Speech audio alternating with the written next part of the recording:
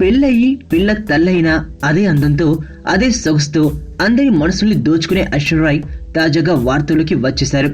పెళ్లి తర్వాత ఏ రోజు ఎదురు కాని చిత్రమైన సమస్యను ఆమె ఎదుర్కొంటున్నట్లుగా బాలీవుడ్ గుసగుసలాడుతోంది.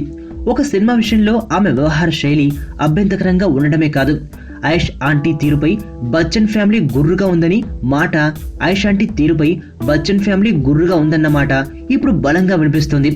దీనికి సంబంధించిన బయటకు పొక్కిన విషయాల్ని చూస్తే కరణ్ జోహర్ దర్శకత్వంలో రణబీర్ కపూర్ తో ఏ దిల్ హై ముష్కిల్ అనే చిత్రంలో జతకట్టింది.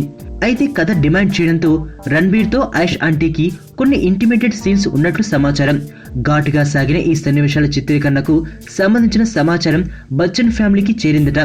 దీంతో వారు అగ్గిఫైర్ అవుతున్నారట.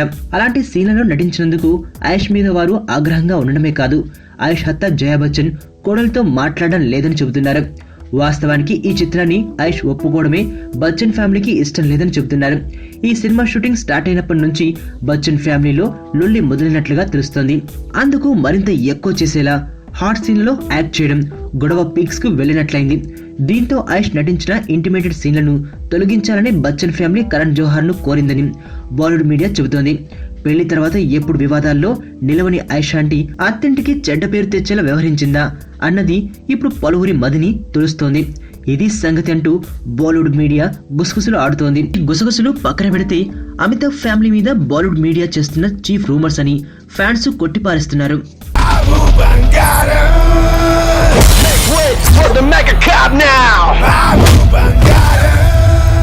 టైగర్ వెజ్ తింటే ఎటకారంగా చూశారు, నాన్ వెజ్ లో దిగిందిరా, ఇక నరకమేరా ఒక్కొక్కడికి. సడన్ గా క్యారెక్టరైజేషన్ లో ఇంత చంపా, ఇదేం కాన్సెప్ట్ సార్? బాబు బంగారం కాన్సెప్ట్.